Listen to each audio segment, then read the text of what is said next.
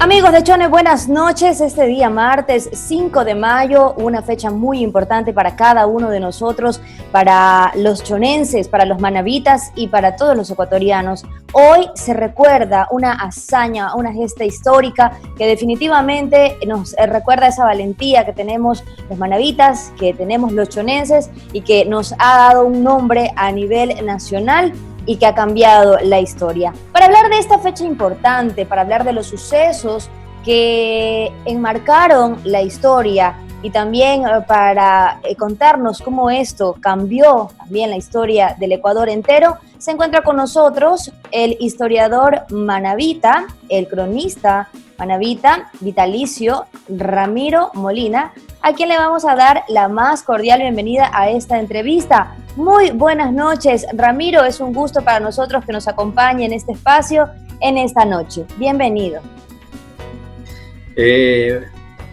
Buenas noches. En verdad que es un honor y un placer estar con ustedes en este momento para conversar sobre temas, tópicos bastante importantes en el campo de la historia y que tienen que ver mucho con nuestra realidad actual. Este 5 de mayo se recuerda hoy una gesta histórica muy relevante, muy importante para los chonenses y también para la historia del Ecuador. Los sucesos que ocurrieron antes del histórico 5 de junio de 1895 empezaron en Chone. Háblenos un poquito de este evento, mi querido Ramiro. Bueno, el evento histórico del 5 de junio de 1895 realmente se sucede el 5 de mayo de 1895 en Chone. Es allí donde se plantea realmente y en primera instancia la presencia de Eloy Alfaro como jefe supremo del país. Es allí donde se dan todos los campos que tienen que darse para que se movilice a nivel nacional ese pensamiento, esa acción de que Alfaro suba al poder. Este 5 de mayo del que tanto recordamos estuvo precedido por situaciones militares que conllevaron a que se hiciera la proclama en esa fecha.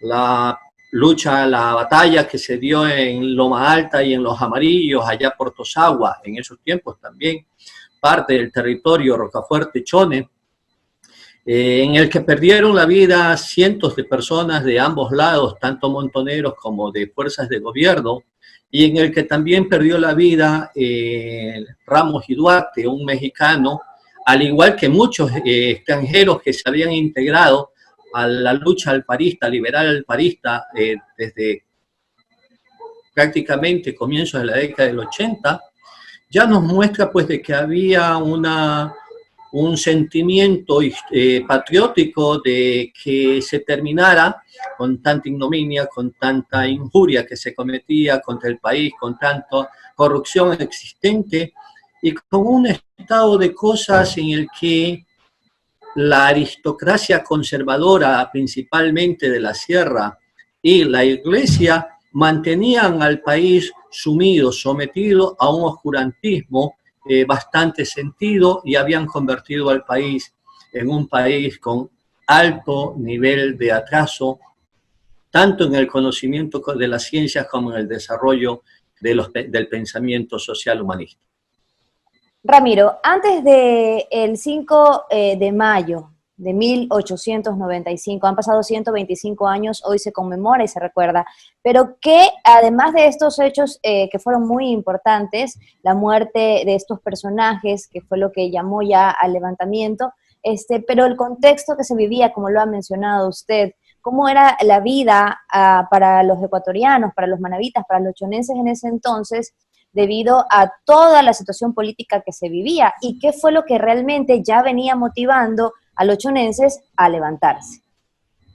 Bueno, no solamente a los chonenses, fue el detonante principal que se dio fue en el país, cuando estaba siendo presidente Luis Cordero de Crespo, en esos tiempos ya en su segunda presidencia, porque había sido presidente entre 1883 a 1886, creo, ya tiempos también que secundan a Camaño. La corrupción había ahí tenido un nivel de escalamiento muy elevado, demasiado elevado, como lo podemos apreciar en tiempos modernos. Fue la venta de la bandera, cuando Chile que procedió a entregar armamentos y también materiales y buques a Japón para que se provea de armamentos y de movilización en la guerra que tenía Japón en esos tiempos. Pero esa venta de ese buque de guerra que hizo Chile al Japón, lo hicieron con la sinvergüencería del gobierno de Crespo. Pusieron a ese buque bajo la bandera nacional y se procedió a hacer una venta que estaba prohibida por las leyes internacionales de reciprocidad y de asistencia. Esto fue el detonante que procedió a que en el país se gestara o se formaran grupos bastante consolidados, bastante fuertes, que empezaran a protestar y a pedir la salida inmediata del presidente en ese tiempo. Ese fue el detonante y eso también fue uno de los aspectos que más conllevó a que en Chone, a que en Manabí, no solamente en Chone, a que en Manabí se hicieran levantamientos militares fuertes como el que ocurrió en Loma Alta y los Amarillos el 1 de mayo de 1895. Un país convulsionado, un país que se encontraba en una miseria muy sentida, un país que tenía un atraso académico de 50 años, un país donde dos fuerzas económicas pugnaban por asumir el poder, por tener el control hegemónico total, como el sector oligárquico agroexportador financiero de la costa, liderado desde Guayaquil, y el sector aristocrático conservador de la sierra, apoyado por la Iglesia Católica. Al país estaba sumido en una miseria, estaba sumido en un aletargamiento económico, académico de alto nivel. Muy bien, a mí me emociona mucho escuchar sobre la historia en la actualidad. La juventud desconoce un poco la importancia de la formación de nuestras raíces y de cómo eso nos hace ahora ecuatorianos y nos ha dado un Estado de Derecho. Ramiro, es importante y me gustaría que nos relate un poco lo ocurrido este 5 de mayo en Chone y cómo comienza esta hazaña, estos jóvenes con espíritu combativo que decidieron levantarse y decir ya no más. Empieza en Chone. ¿Cómo fue? Bueno, realmente al tenerse noticias de la venta de la bandera, ya habían grupos militares montoneros que merodeaban por toda la provincia, grupos que estaban comandados por diferentes personas en Onzabando, por ejemplo. Teníamos también allí a Centeno en Charapotó. Los centenos fueron parte importante, muy importante en la provincia de Manabí para que Alfaro desde 1883 asumiera el control político militar de Manabí y Esmeraldas. También teníamos allí a Aníbal San Andrés, que en la zona ya de Montecristi, Puerto Viejo hacia adelante. Antonio de Llanón, que es uno de los personajes más recordados también, y que contamos con un libro de él sobre las peripecias y la historia que nos relata acerca el trajinar de Alfaro en Manabí, y que también nos pone ahí en conocimiento de esta pelea ya en el Loma Alta y los Amarillos. Es decir, muchos personajes de esos tiempos que los recordamos ahora con gratitud y con cariño, que procedieron el 1 de mayo, comandados por Ramos y Duarte, a enfrentarse con las fuerzas del gobierno en los Amarillos. Ahí pierde la vida, lamentablemente, este mexicano Ramos y Duarte, lo que enerva mucho más al pueblo de Chone, al pueblo de Charapotó, a toda la gente que venía combatiendo. Y luego de 2 días de haber recuperado cuerpos y de velación de cuerpos, ya en el momento de dar sepultura, pues todo el pueblo se levanta todo el pueblo se aglutina y se convoca al día siguiente a una asamblea general. De esa asamblea general es que se plantean todos los propósitos del afianzamiento de un gobierno liberal que tenía que estar dirigido por Eloy Alfaro. Eloy Alfaro se encontraba en esos tiempos en destierro, se encontraba en Panamá. Por eso es que al amanecer, en la madrugada después de la asamblea, es que se da la proclama de Chone el 5 de mayo de 1895. Estaba de gobernador José Antonio María García Pinargote, que había sido contrario de Alfaro en las batallas de Portoviejo allá por 1884, pero que sin embargo luego cambió de parecer, consecuente que era la lucha liberal alfarista, y se unió a Alfaro a tal punto de que fue uno de sus comandantes principales. Ramiro, una vez que ocurren estos hechos que enlutaron a muchos personajes de aquella época y que se decide levantar la voz y proclamar como nuevo presidente a Eloy Alfaro y se desconoce a Luis Cordero, una ola de sucesos comienzan a ocurrir paulatinamente en todo el Ecuador. El advenimiento de Alfaro al poder significa el advenimiento del sistema capitalista de producción en el país. Ese sistema capitalista que ahora renegamos por la forma en que se lo estructura, la forma en que se lo da, de explotación y de miseria, era necesario y fue muy necesario para esos tiempos. Es ese sistema capitalista que se implanta, que llega a hacer transformaciones radicales en las estructuras sociales, económicas, políticas del país. Eso es lo importante de este proceso.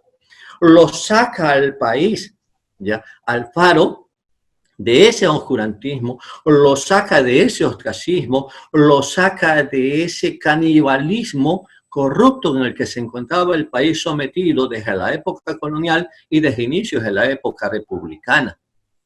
Es una participación de Alfaro mucho más congente, que si bien es cierto responde a los intereses económicos de la oligarquía capitalista guayaquileña, no es menos cierto que también recoge un pensamiento popular, recoge una necesidad del pueblo, recoge todo ese sentimiento de libertad, de igualdad, de justicia.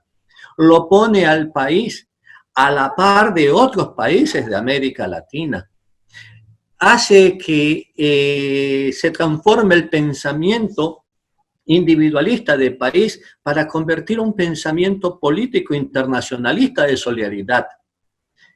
Es dable recordar cómo Alfaro es uno de los primeros que se opone, ¿ya?, y defiende la territorialidad y la soberanía de Colombia cuando Estados Unidos desmembra el territorio de Colombia en su parte norte para crear la República de Panamá, por el interés de que allí, siendo la zona franja más fina, se podía construir un canal que permitiera el comercio entre todos los continentes.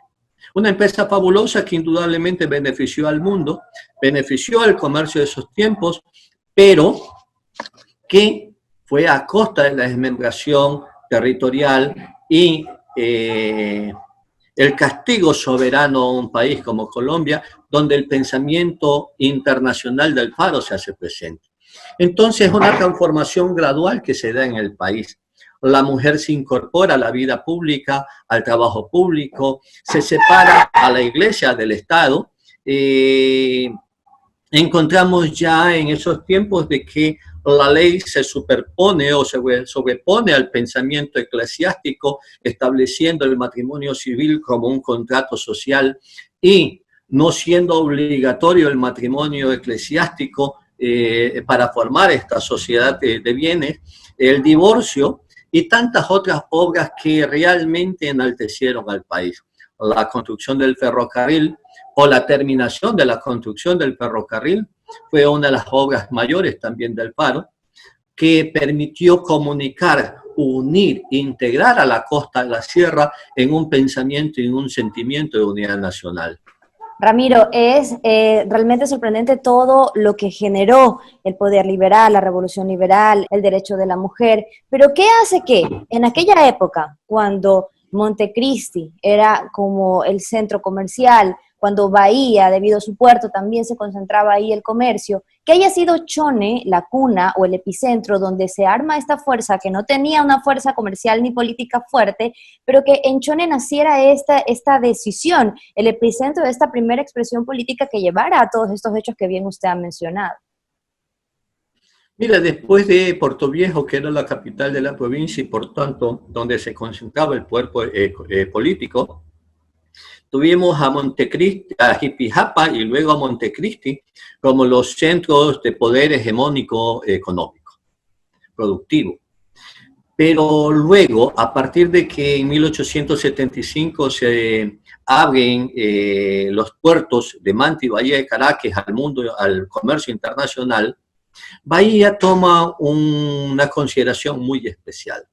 Llegan legaciones comerciales de diferentes partes del mundo, de Europa, de Norteamérica, de Sudamérica, para establecer casas comerciales y desde allí dirigir la explotación, la producción, la exportación, la comercialización de diferentes productos agrícolas que eran apetecidos en esos tiempos.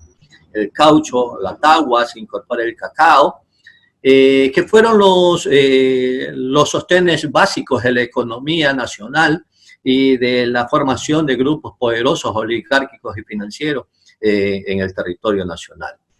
Es a partir de esa presencia comercial, tanto en Bahía de Caracas como en Chone, cuando Chone empieza a tomar fuerza, empieza a tomar importancia desde 1875, cuando desde Portoviejo empiezan a pedirse colonos para que vayan a las tierras de Chone, donde el gobierno impulsa también acciones para colonizar el territorio montañero de Chone en esos tiempos, selvático en esos tiempos, impenetrable en algunas partes.